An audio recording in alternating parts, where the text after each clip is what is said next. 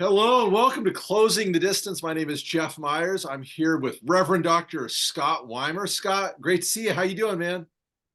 I'm doing great, Jeff. How are you doing? I'm good. So a lot of people don't know that you have other responsibilities than just being inside the church. You're at a Columbia Seminary board meeting today, correct?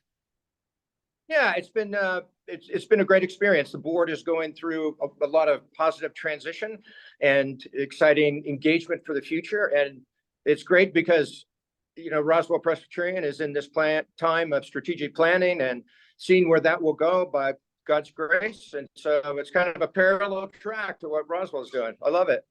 Absolutely. It's I don't know if I told you this, but Victor, the new president at Columbia Seminary, actually interviewed me for my admittance to Princeton Seminary, 20 years ago. So it's a small world.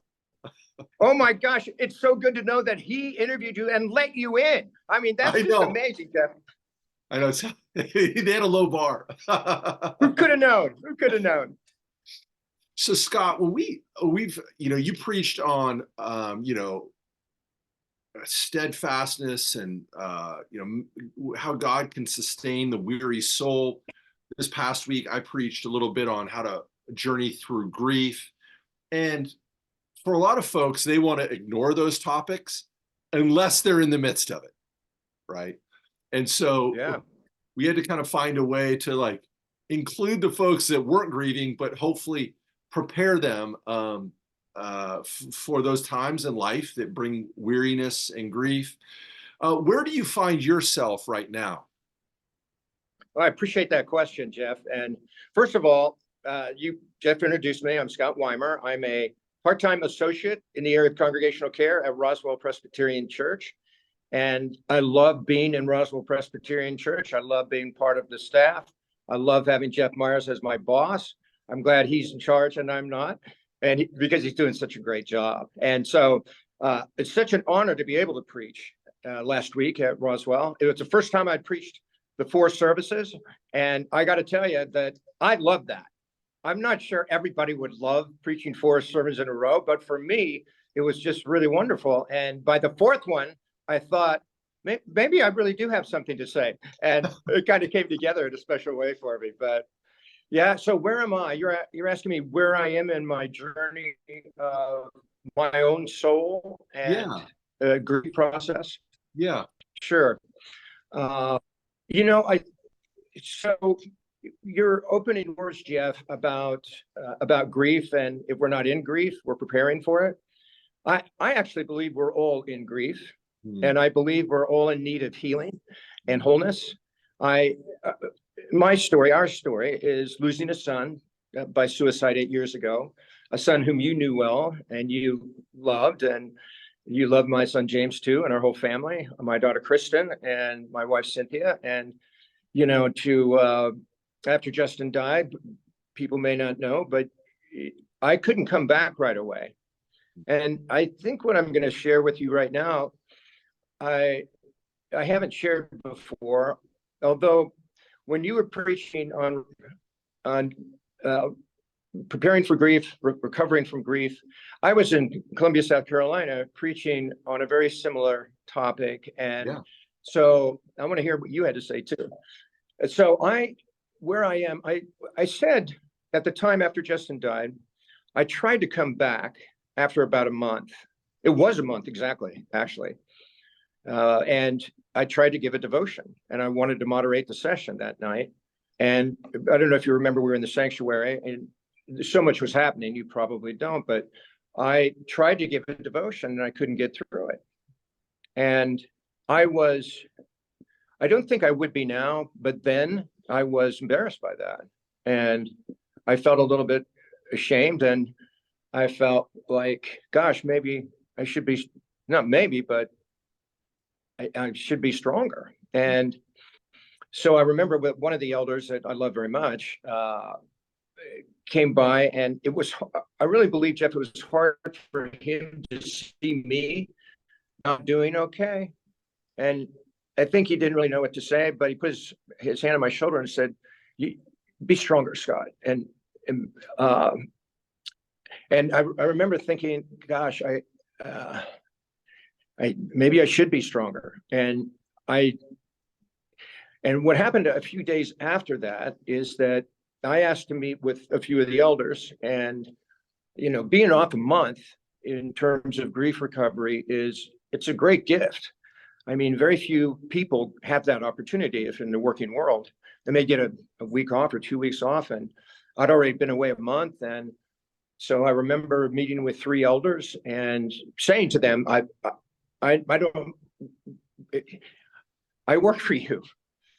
I work for the church. I've been away a month. I feel like I need to come back. I'm not sure if I'm ready. And they said to me, I don't know if they had planned this or not, but they said, we don't want you to come back until you're ready. And they said, if you come back too soon, it's not good for you. But they also said, Jeff, that if you come back too soon, it's not good for the church, because it wouldn't be good for the church if I came back too soon. And then they went on to say, and the truth is, Scott, that we're doing well. And people, they find joy in rising to the occasion to be supportive of you. You've loved the congregation. Let the congregation, let the leaders love you back. And they went on to say, and by the way, you're our starting quarterback, but our second quarterback is awfully good, and the team is moving down the field and winning. And that was you. And so I stayed away. They said, don't come back till you're ready. I couldn't come back until 3 months later. It was right before Christmas. And they said to me also, come back, but you don't have to preach through the holidays. That would be very difficult. I want to say, Jess, that gift of grace and kindness was, as I think about it now, it was such an act of kindness. And I believe it reflects the kindness of God. Now, I realize that I'm very fortunate to have that much time, but to think that the church would allow that. And you know what happened, Jeff, when now I see this clearly, that when we don't talk about our grief and we don't share what's happening in our life, we all have something that's weighing us down. And we think about it a lot, and it affects our mental health. But so many of us will never talk about it because we're ashamed. And there's a stigma about mental health issues, about admitting that we're really not okay. And when we don't share, what happens, Jeff, is we rob one another of the gifts that we can give each other. So that if I come back too soon, I can't receive that gift that you're giving me. You're giving me the gift of saying, we got this. And that brings joy to you. And it's so helpful to me. And so for all of us, when we don't share about what we're going through, we're robbing each other of the mutual support. And we also, when we share with each other, we also find out that so many people are struggling with some of the very same things or something similar. And when we begin to share with one another, we get this conversation, that we're sharing this conversation about one another's circumstances and what we have in common and what's a little different. And that changes the whole dynamic of the community. It changes it. I've heard you talk about, is the church, is it a hospital or is it a country club? And it's a hospital. We're all struggling. We're all spiritually struggling. We're sick and we're hurting. And that's what we're about. So I'm all for being honest about what we're going through. We don't have to tell everything about our story, but to share some of what's really happening within us, I think is so important and so healthy. Where I am now, I'm finding that when I can talk about my own grief, when I can talk about my journey, and I can talk about it at this point in my life, Jeff, without it taking the air out of the room. So I couldn't have said what I did earlier, that we lost our son by suicide. I couldn't have said that for quite a long time, actually.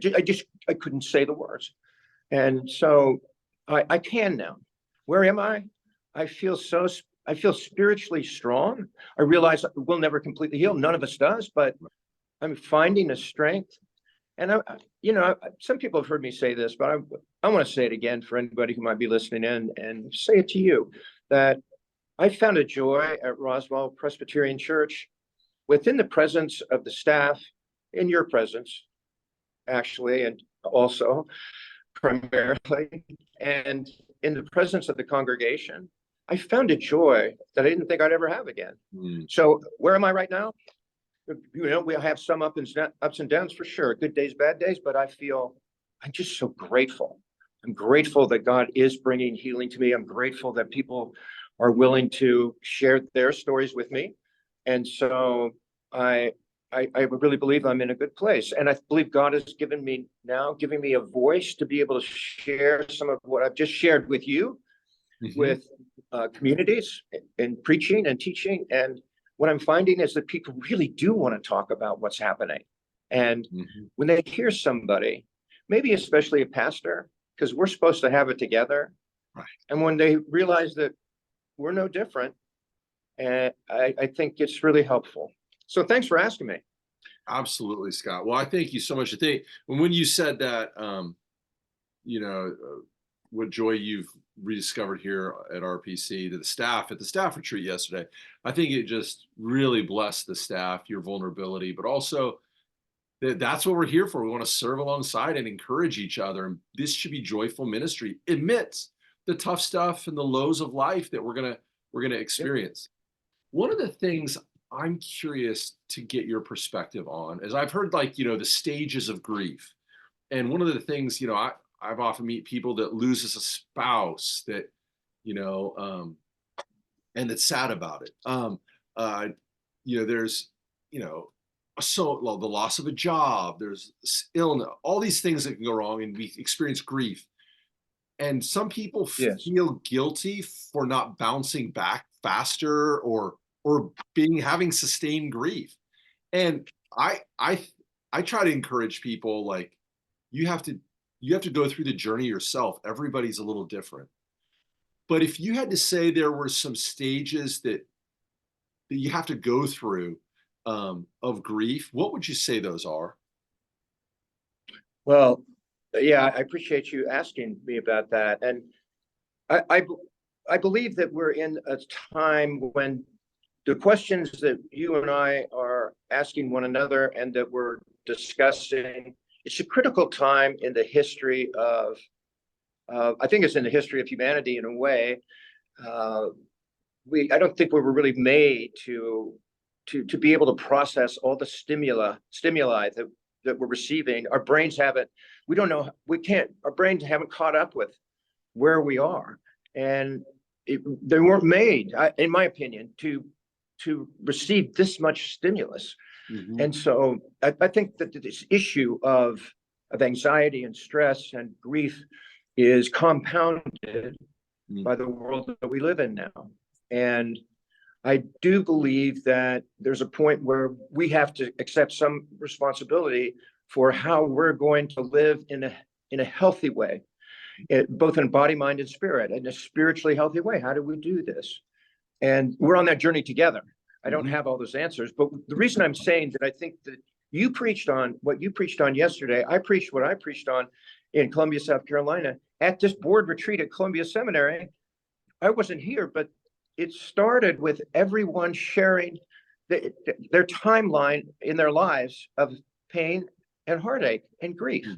And then around tables, people shared those timelines with one another. And I thought that's a really great way to do it.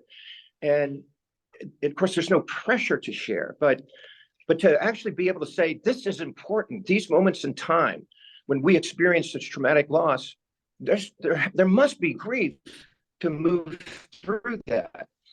And what I sometimes say, Jeff, is that I think we all know people who've gone through something traumatic and they've never been able to recover. And I say this with a lot of sensitivity, and I want to not be misunderstood, because as you said, I don't think we all grieve in different ways. We heal in different ways. We process in different ways. And I try to never judge anyone's grief. But what we get concerned about is when over time, a person can't get over their grief and they get stuck. And we've been around people like that, most of us, and it's so painful and it does suck the life out of the room. And so I had to say to myself along the way, I don't want that to happen. Because the pain was so great that I could understand why someone could be forever destroyed by that, emotionally, spiritually. We know that in statistics, when you lose a child, many marriages, I don't know exactly what those statistics are. I've often heard it's over half the marriages, pretty high percentage of marriages don't make it. And I can see why. I really get that. So in coming back from our grief, we got to I think the turning point in my grieving personally was one night when our daughter Kristen, James was at our home, our son, who's 34 now, and Kristen, who's 40, she was at our house. This was 8 years ago, and Cynthia and I were there. And we hadn't really been moving forward very much. I hadn't been able to read my Bible. I hadn't been able to pray very much. Other people told me they were praying for me. Other people told me they were reading their Bible for me.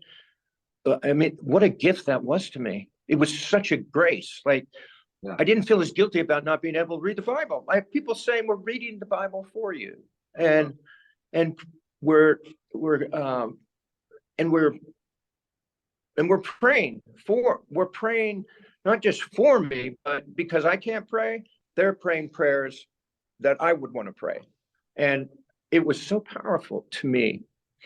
The turning point came one night when we were together and the four of us, and Kristen, she's not usually one to initiate the let's all pray together, but that night she did. And so I really couldn't pray. She prayed. Wow. And it was a simple prayer of gratitude for all that we have, that we have enough food to eat, that we have a place where we're sleeping tonight, that we have friends who love us, we have family, extended family who love us and care for us. And she prayed a prayer of gratitude for Justin's life. That prayer was like a catalytic moment that unlocked something in me. And when I could begin to thank God from a genuine place for the 22 years we've had with Justin, instead of being consumed by what we'll never experience with Justin, it was it was a turning point. It was such an important moment. I couldn't make that moment happen. Right. I couldn't will myself to that moment. No. But I had an openness that wanting to get there. And there's always grace around us. In our faith, we know the enormity of the grace of God in Jesus Christ, that in Christ we can and will find healing. And I'll tell you, Jeff, the theologically, what I held on to, and people, I hope they can understand what I'm saying. But when we say the Apostles' Creed, and I know we say different creeds that express who we are, the Apostles' Creed has that phrase in it where he descended into hell, in reference to Jesus descending into hell. Yeah. That phrase, I held on to it. That phrase is what helped me. It's very strange to think about that. No one's ever told me that before, but for me to know, I couldn't feel God, but I knew God was there because I really believed what we affirm together when we say that phrase. And we believe in our theological tradition that it comes from that moment on the cross when Jesus, God, why have you forsaken me? My Father, why have you forsaken me? And if hell is separation from God, what I believe that's the most fundamental definition of hell, is being separated from God, then God knows what that is, his own son. And he defeated it in the resurrection, but not until Jesus went to hell. And he stayed there for a while. And so it's some communities of faith admit that. They don't say it in the Apostles' Creed. Right. And they don't they're not sure about the theology.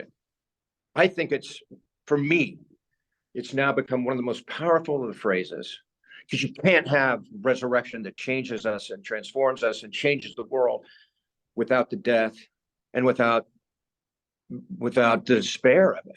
And Jesus himself, you know, that shortest verse of the Bible, in the face of the death of Lazarus, his friend, Jesus wept. Why? He's God. He's going to raise Lazarus, not forever, but he's going to raise him from the dead. Right. And you know, all of that's there, I believe, because it shows us that, you know, Jesus is fully God and fully human. We can't explain really what all that means, but here we know that at least it means that Jesus knew genuine love of a friend and the grief of losing that friend, and gives us so much permission. Jesus was grieving. Yep. I love that. Well, you spoke about this. Okay, so you're in charge, but can I bounce it back at you? Sure. And how you talked about recovering from grief yesterday? Well, I actually focused in on that passage, the Lazarus passage. And, you know, that I think the fact that Jesus wept on the edge of, you know, raising Lazarus from the dead permits us and invites us to grieve. You know, doesn't put on a strong face or act like he's got it all together, but you know, you can enter into your deep grief and show it, and that's okay. And I think that actually is showing God's power in a way that is more powerful than just holding it all together and actually denying that it's there or trying to avoid it or distract yourself from it. So yeah, that's it's funny you mention it because you weren't here, but that's exactly the passage I zeroed in on, because I think it's such a profound one. Wow. What, I do Scott, too. And say a word about this nonprofit you're starting, because we got to wrap up yeah, here. so we created I want to hear about it.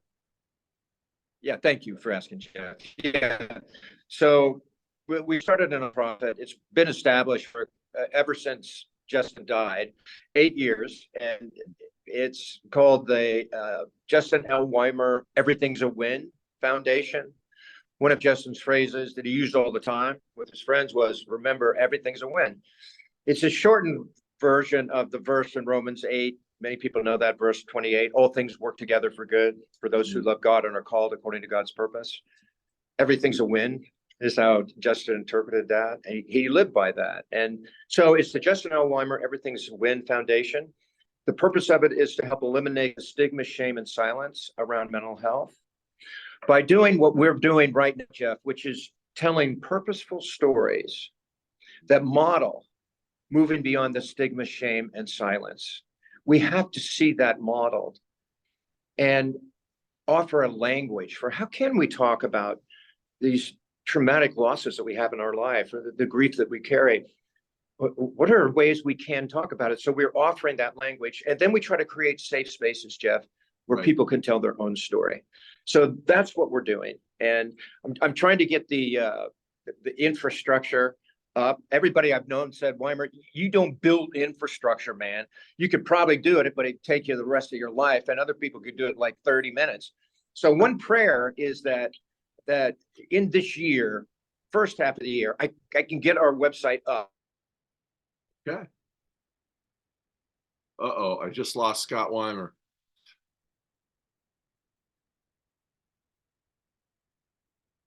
Scott, are you coming back? Well, I'm here, baby. Okay, I lost your visual. So you're going to get a website up this first half of the year. I think that was to stop now. Yeah, that's a sign. We need to call it a close to Closing the Distance. We'll get to talk to Scott later. Do check out his ministry. You can email him at scott@roswellpress.org, especially if you're going through struggles of grief or mental health issues, someone you love. Reach out to Scott and his powerful ministry. Until then, I'll see you later, Scott. Thank you for Closing the Distance. There you are.